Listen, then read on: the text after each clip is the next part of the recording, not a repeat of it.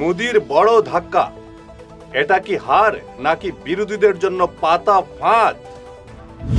সংসদে আটকালো মহিলা বিল, এবার কোন নতুন পথ ধরবেন প্রধানমন্ত্রী? সামনের দরজা বন্ধ, মোদি কি তবে পেছনের জানালা খুলছেন? মহিলা বিলের হারই কি 2029 জয়ের গোপন অস্ত্র? আসল খেলা এখনো বাকি। দিল্লির দাবার বোর্ডে মোদির পাল্টা চাল কি? আসছে কি বড় কোনো চমক? নমস্কার, আপনারা দেখছেন ঈশান বাংলা পয়েন্ট ব্ল্যাঙ্ক। রাজনীতিতে অনেক সময় যা চোখে দেখা যায়, আসল সত্যিটা থাকে তার চেয়ে অনেক গভীরে। গত 12 বছরে যে নরেন্দ্র মোদী সরকারকে অপরাজেয় মনে করা হচ্ছিল, সেই মোদী শাহর অশ্বমেধের ঘোড়া কি আজ লোকসভার সংখ্যাতত্ত্বের জালে আটকে গেল? গত শুক্রবার 131তম সংবিধান সংশোধনী বিল, যা মহিলাদের জন্য 33% আসন নিশ্চিত করতে পারত, তা কেন লোকসভায় ধাক্কা খেল? এই পরাজয় কি শুধুই একটা হার, নাকি এর আড়ালে লুকিয়ে আছে আগামী 2029-এর জন্য তৈরি হওয়া কোনো গোপন মাস্টার স্ট্রোক? আজ আমাদের বিশেষ নিবেদন, মহিলা বিলের রহস্যময় পরাজয়, পর্দার আড়ালের আসল খেলা। সহজ ভাষায় বললে, কোনো বড় আইন বদলাতে গেলে সরকার পক্ষে 2/3 সমর্থন লাগে, অর্থাৎ প্রতি 3 জন সদস্যের মধ্যে 2 জনের সায় থাকা জরুরি। কিন্তু গত শুক্রবার দেখা গেল সরকার সেই প্রয়োজনীয় সংখ্যা জোগাড় করতে পারেনি। সরকার চেয়েছিল আগে আসন পুনর্বিন্যাস হবে, তারপর 2029-এর ভোটে মহিলারা সংরক্ষণ পাবেন। কিন্তু বিরোধীরা একজোট হয়ে দাবি তুলল, এই এলাকা ভাগ করার আড়ালে অন্য কোনো উদ্দেশ্য আছে। বিরোধীদের এই বাধার মুখে বিলটি পাশ করা সম্ভব হয়নি।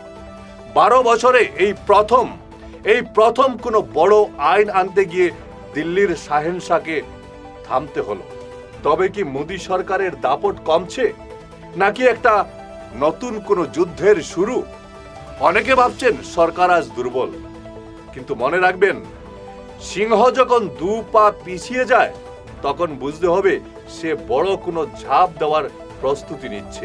পরাজয় হতে পারে জেনেও কেন এই বিল নিয়ে ভোটাভুটি হলো? এর উত্তর লুকিয়ে আছে প্রধানমন্ত্রীর জাতির উদ্দেশ্যে ভাষণে। তিনি দমে যাওয়ার মানুষ নন। বিরোধীরা আজ জয়ের উৎসবে মাতলেও তারা কি জানে যে তারা আসলে সরকারের পাতা কোনো বড় ফাঁদে পা দিয়ে ফেলেছে?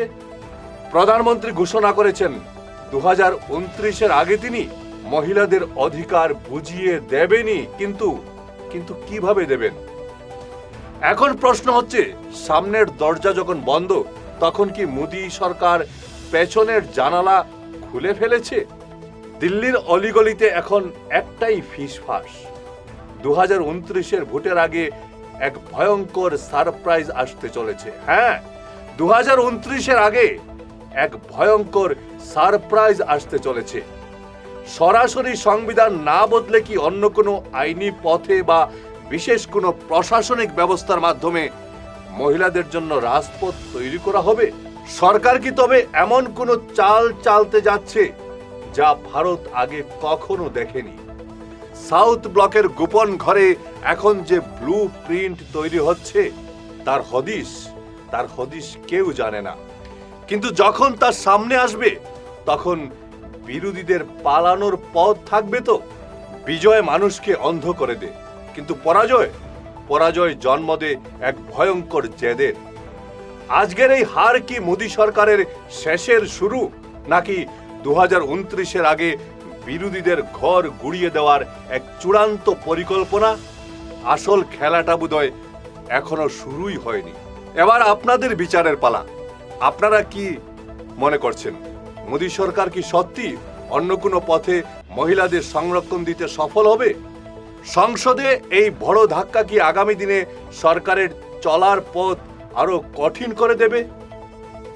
2029-এর আগে কি সত্যি দিল্লির রাজনীতিতে কোনো বড় ভূমিকম্প হতে চলেছে? আপনাদের মূল্যবান মতামত আমাদের কমেন্ট বক্সে লিখে জানান। দেখতে থাকুন ঈশান বাংলা পয়েন্ট ব্ল্যাঙ্ক। খবর যেখানে শেষ, রহস্য সেখান থেকেই শুরু। নমস্কার।